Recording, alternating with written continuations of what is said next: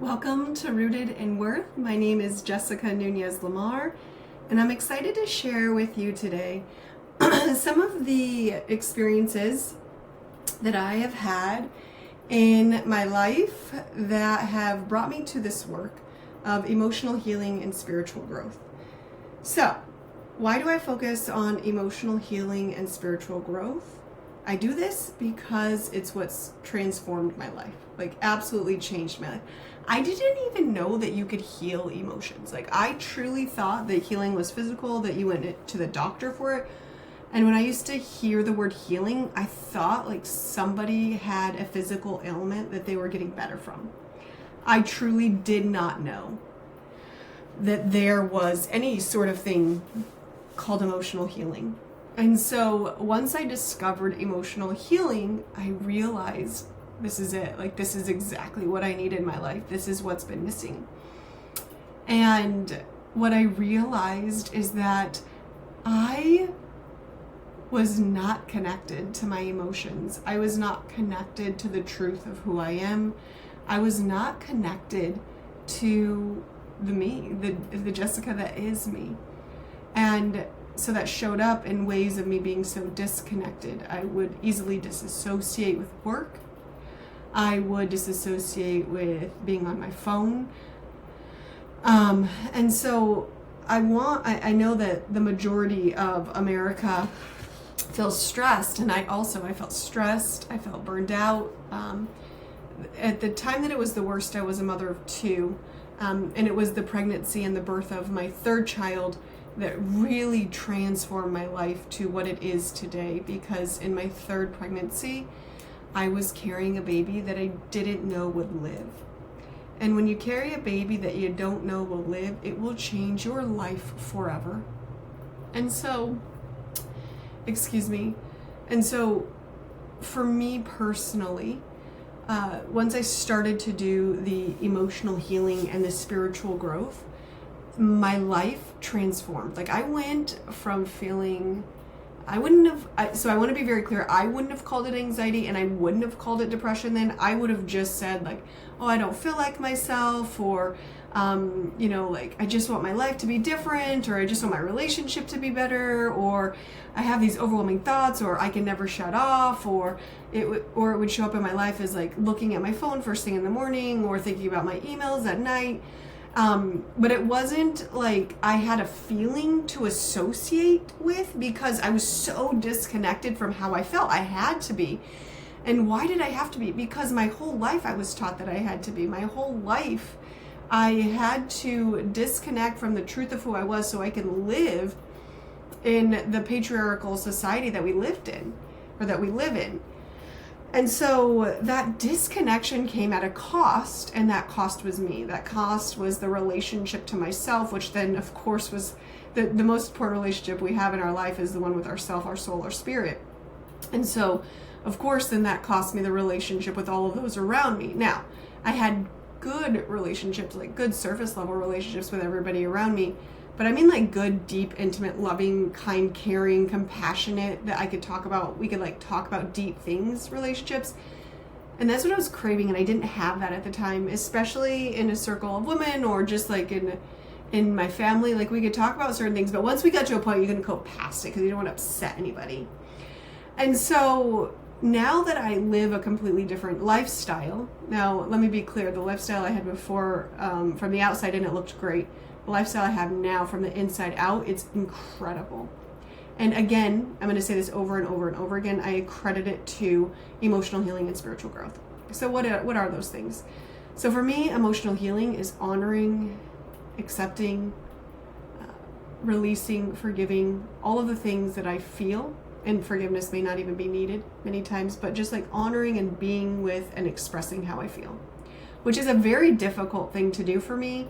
I'm a Taurus sun, I have a Capricorn moon, and I have an Aquarius rising. And so expressing emotions, if you know anything about astrology, not my strong suit, which is why I have tools, which is why I had to go through so much healing, because it wasn't natural to me. Some people are really good at feeling, okay? And some people are just really good at that. If I want to cry, I have to prepare myself to cry, and I have to really work up to it. And I'm not saying that as a badge of honor, because there are times that I absolutely want to cry and I can't. And so, and it's gotten better though. But I'll say that it's a very beautiful relationship with the divine essence of who I am since I started healing emotionally. So what does that look like? So in my book, Reclaim Yourself, I talk about my journey. So you get all the details of my journey in that book. And I, through the thousands of hours of healing and holistic education I've gone through, developed a 3-step rediscovery process, which I share in detail in the book, but I'll share quickly here to help you with your emotional healing. And that is number 1, to realize. So we become aware of how we're feeling. Number 2, to reconnect. So we honor and accept that feeling. We're not trying to push it down. We're not trying to shove it down. We're not trying to make it go away, which is probably what we experience as children. Cry and I'll give you something to cry about, or something of that nature. Just be happy. You should be so grateful. Look what you have. And so just honoring how you feel, accepting that feeling. And it's okay to feel that way. Like, it's okay to be angry. There's a difference between emotion and behavior, and I'll talk about that at another time. So just honoring that it's okay to have the feelings that we have. And then the third step, and the key to the second step, is non-judgmental acceptance. So we're not judging ourselves at all. And the third step in the 3-step rediscovery process is to release. And so releasing is honoring what we need. And more important, it's just relaxing into knowing that it's okay to feel what we feel, to honor what needs to be honored, and to love ourselves wholly and fully. And for spiritual growth, what that looks like for me personally, and this is my own personal journey, this doesn't have to be anybody else's journey. I've always been extremely spiritual, and the fact that, like, I've always really, really loved God. And how that manifested in my life as a child is that I always went to church, even though my parents didn't always go. I always found a ride to church. I grew up Catholic. And then in high school, I had trauma, many different forms of trauma. And then how I best handled that trauma was through my relationship with God. And so in my connection with God, I just, like, it became this anchor for me. And my foundation really crumbled in 2018 when I left the Catholic Church. But I left it because it no longer aligned. I couldn't be in the dogma of religion, and I was willing to give it all up in order to have a greater relationship with God. And that's actually what I experienced, is that when I let go of religion, even though I had this fear that I would, quote unquote, like, maybe lose my relationship with God, I didn't. It was losing a relationship with a judgmental, dogmatic God, and growing a relationship with an unconditionally loving, caring God. And so on my spiritual growth journey, what that looks like is really understanding who God is to me and what God is to me, and that each person has their own beliefs, and that I can honor their beliefs and honor my beliefs. And no one has to believe, in fact, nobody believes the same thing. At the core, like, if we really take it down to every single belief that you have, no one has the same beliefs. Andrew Newberg, he's, I guess you could call it, like, the father of neurotheology, which is this study of the brain on spirituality and religion. And I'm getting my master's in women's spirituality, so I study religion and I study spirituality for a majority of my time.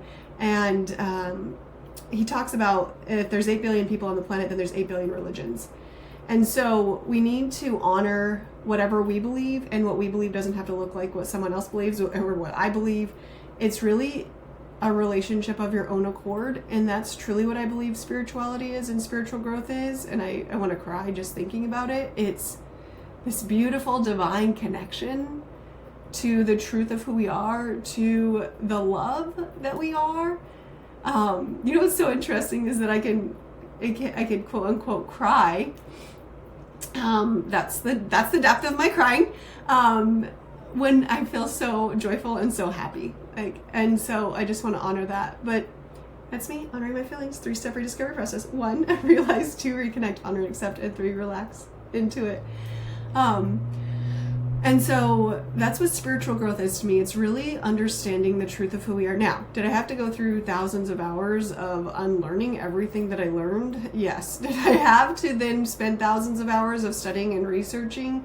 Yes, but that's my journey. That's what I needed. Like, I had to understand where Christianity came from, where the Bible came from. I had to understand all those things. Not everybody needs that. Not everybody has to understand those things, but that's what I needed in my life in order to build a beautiful divine relationship for me and for myself. And so that's my journey of emotional healing and spiritual growth, and I would love for you to follow along. We're going to talk about both of those things over the course of these videos. So join us. You'll learn practical tools. You'll learn mindfulness meditations. You'll learn more about the 3-step rediscovery process. I have a degree in electrical engineering, and so I'm very, very keen on processes. I like structure. I like both the intellect and the intuition, and I like merging them both. So I invite you to stay with me or stay with us here and just have fun and enjoy learning about healing, about spiritual growth, and ultimately about yourself.